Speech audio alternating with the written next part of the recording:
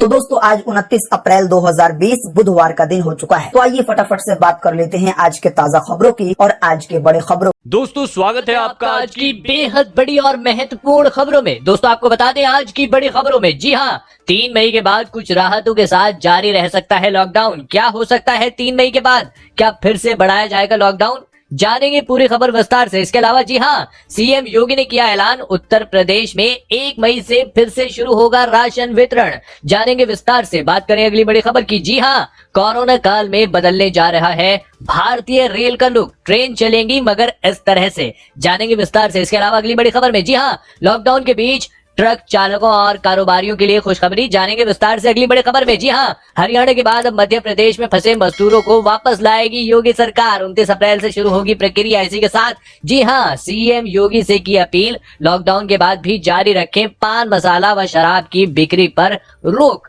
जानेंगे किसने की मांग। इसी के साथ जी हाँ, होम आइसोलेशन पर जा सकते हैं कोरोना के हल्के लक्षण वाले मरीज।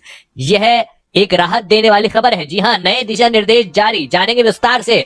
तो दोस्तों आज हम आपको इस वीडियो में इन्हीं सभी महत्वपूर्ण खबरों के बारे में बताने वाले हैं। वीडियो को ध्यान से आखिर तक देखते रहिए ताकि आपसे कोई भी जानकारी मिस ना हो। और अगर आप भी चाहते हैं भारत में फैली महामारी जल्द खत्म हो जाए तो इस वीडियो को एक लाइक जरूर कर दें। दोस्तों उससे पहले फटाफट जान लेते हैं कोरोना महामारी की आज की ताजा अपडेट। तो दोस्तों आपको बता दें, भारत में अब तक संक्रमित मरीजों की संख्या बढ़ती जा रही है और यह संख्या 30,300 से अधिक हो चुकी है। इनमें से 22,000 से अधिक लोगों का भी इलाज चल रहा है, जबकि 7,300 से अधिक मामले सही हो चुके हैं। और आपको बता दें 970 से अधिक लोगों की अब तक मौत हो चुकी है। और बात करें पूरी दुनिया भर की, तो अब तक के अपडेट के अनुसार 30,88,000 से अधिक लोग संक्रमित हो चुके हैं। इसके अलावा 2,12,000 से अधिक लोगों की मौत हो चुकी है, जबकि 9,35,000 से अधिक लोग सही हो चुके हैं। दोस्तों हो सकता है जब तक आप यह वीडियो देख रहे हो तब तक यह आंकड़ा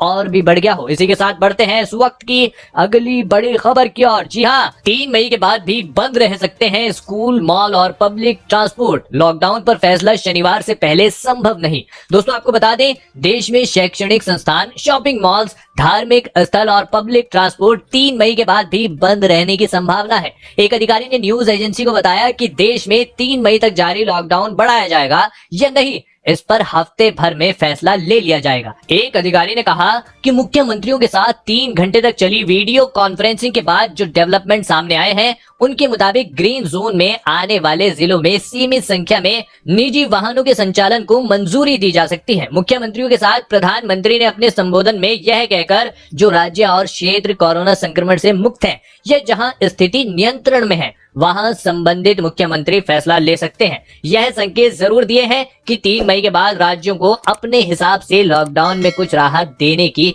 आजादी होगी। सोमवार को हुई इस बैठक में जहां ज्यादातर मुख्यमंत्रियों ने लॉकडाउन को लेकर अंतिम फैसला केंद्र सरकार के हाथों में छोड़ा गया। जी हाँ, वहीं बिहार के मुख्यमंत्री नीतीश कुमार ने प्रवासी मजदूर और बाहर फंसे अन्य लोगों को वापस उनके घर तक पहुंचाने के लिए एक केंद्रीय नीति बनाने की बात कहकर कई राज्यों में फंसे लाखों बिहारी कामगारों के मुद्दे के लिए सरकार से गुहार लगाई है। जी हाँ, लॉकडाउन को बढ़ाने को लेकर आपकी क्या राय है हमें कमेंट में जरूर बताइएगा। इसी के साथ बढ़ते हैं इस वक्त की अगली बड़ी खबर की ओर। जी हाँ, सीएम योगी ने किया ऐलान, उत्तर प्रदेश में 1 मई से फिर से शुरू होगा राशन वितरण। जानेंगे विस्तार से। देश में कोरोना वायरस के बढ़ते मामलों के बीच राज्यों की ओर से लोगों को राहत देने के ऐलान जारी हैं। इसी बीच उत्तर प्रदेश के मुख्यमंत्री योगी आदित्यनाथ ने लोगों को राहत देने में कोई कसर नहीं छोड़ी है। जी हाँ, उन्होंने राहत देने की घोषणा की है। उत्तर प्रदेश सरकार की ओर से फिलहाल फ्री राशन लोगों को पहले से दिया जा रहा है, लेकिन अब राहत की खबर यह है कि सरकार द्वारा 1 मई से राशन का वितरण फिर से शुरू कर दिया जाएगा,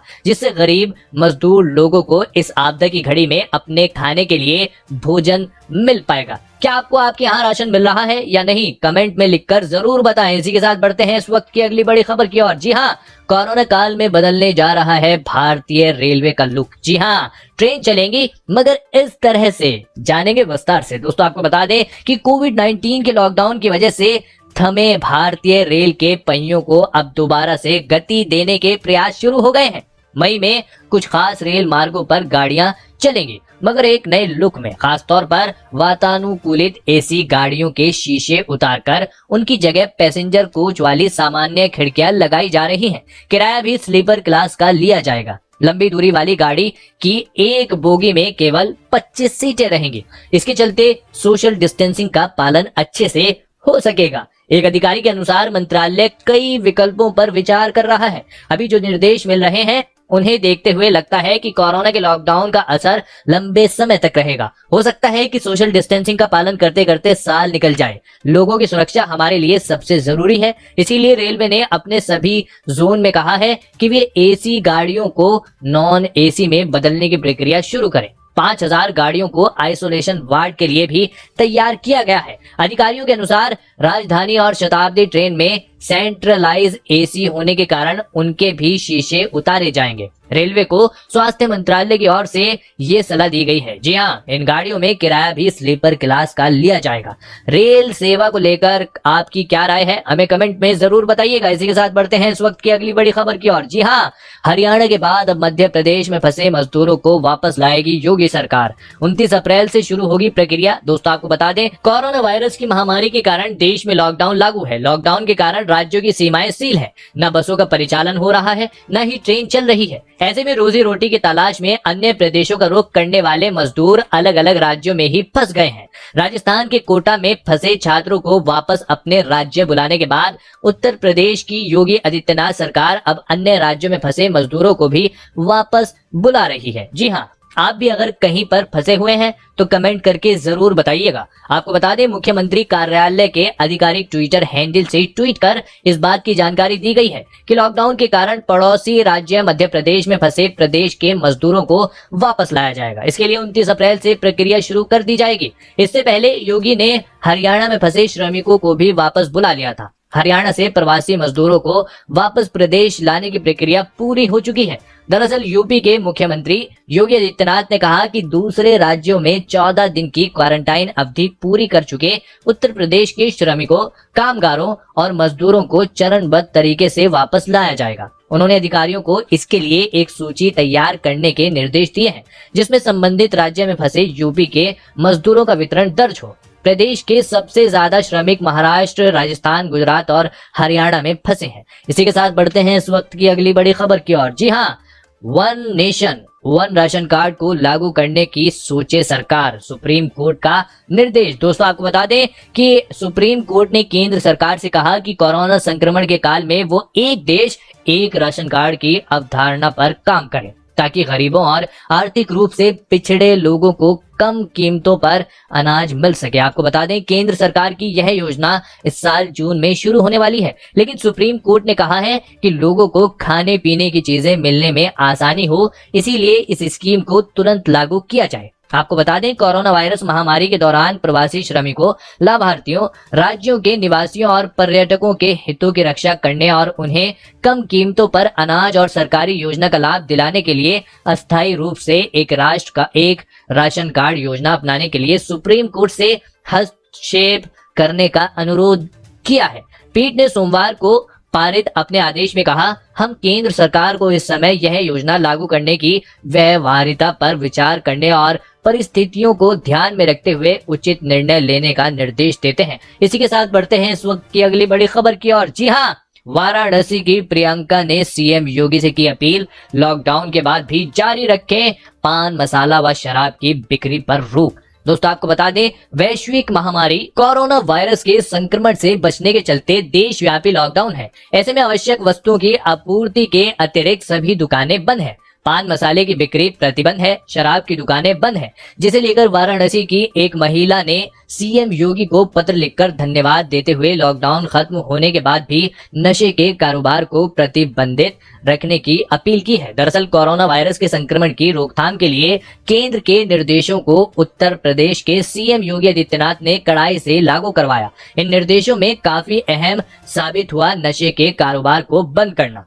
क्या पान मसाला और शराब पूरी तरह से प्रतिबंधित कर देना चाहिए? कमेंट में लिखकर जरूर बताएं। इसी के साथ बढ़ते हैं इस वक्त की अगली बड़ी खबर की ओर। जी हाँ, लॉकडाउन के बीच ट्रक चालकों और कारोबारियों के लिए खुशखबरी, 31 मई तक बढ़ सकती है ई वे बिल की वैलिडिटी। आपको बता दें, लॉकडाउन से मुसीबत में फंसे कारोबारियों को राहत देने के लिए सरकार ई वे बिल की वैलिडिटी 31 मई तक बढ़ा सकती है। इससे नेशनल हाईवे राज्यों की सीमाओं पर अटके ट्रकों की परेशानी कम होगी। आपको बता दें, central board of excise and custom इस संबंध में नोटिफिकेशन जारी कर सकता है। इसमें वैलिडिटी की समय सीमा बढ़ाई जा सकती है। पहले ये बिल 20 मार्च 15 अप्रैल से एक्सपायर होने वाले थे। अब 30 अप्रैल को वैलिडिटी खत्म हो रही है, लेकिन हाल या स्थिति को देखते हुए सरकार वैलिडिटी 31 मई तक बढ़ा सकती है। लॉकडाउन के कारण देश भर में राष्ट्रीय राजमार्गों पर माल से लदे ट्रक फंसे हुए हैं। इस कदम से इन ट्रकों को फायदा होगा। ई वे बिल की जरूरत एक राज्य से दूसरे राज्यों में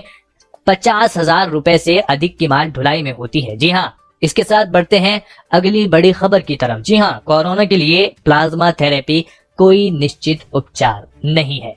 जी हाँ, खतरे में भी पड़ सकती है जान।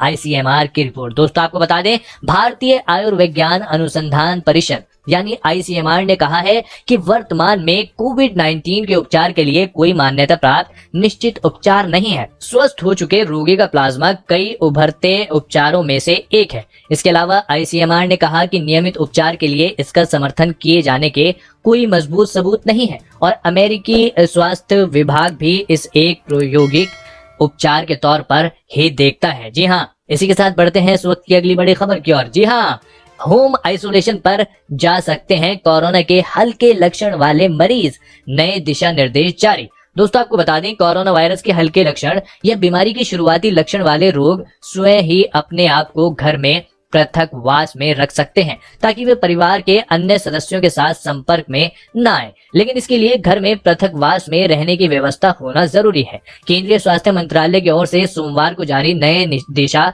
निर्देशों के मुताबिक ऐसे मरीज का इलाज कर रहे चिकित्सा अधिकारी को नैदानिक रूप से जांच करने के बाद पुष्टि करनी होगी कि मरीज वायरस के लक्षण मामूली या शुरुआती है। जी हाँ, मरीज को जिला निगरानी अधिकारी को अपने स्वास्थ्य की स्थिति की नियमित जानकारी देनी होती है ताकि निगरानी टीम आगे का काम कर सके। इसके अलावा ऐसे मामलों की देखभाल करने वाले ये सभी करीबी संपर्कों को मरीज का इलाज कर रहे चिकित्सा अधिकारी द्वारा निर्धारित प्रोटोकॉल के मुताबिक हाइड्रोक्सी क्लोरोक्वीन का एहतियात के तौर पर सेवन करना होगा। दोस्तों, ये थी आज की कुछ महत्वपूर्ण और ताजा खबरें। उम्मीद करते हैं कि आपको इससे कुछ महत्वपूर्ण जानकारी मिली होगी। बस इसके बदले में इतना ही चाहते हैं कि आप इस वीडियो को लाइक कर दें, शेयर कर दें, क्योंकि आपका लाइक और शेयर करना ही हमारी मेहनत का फल होता है। धन्यवाद।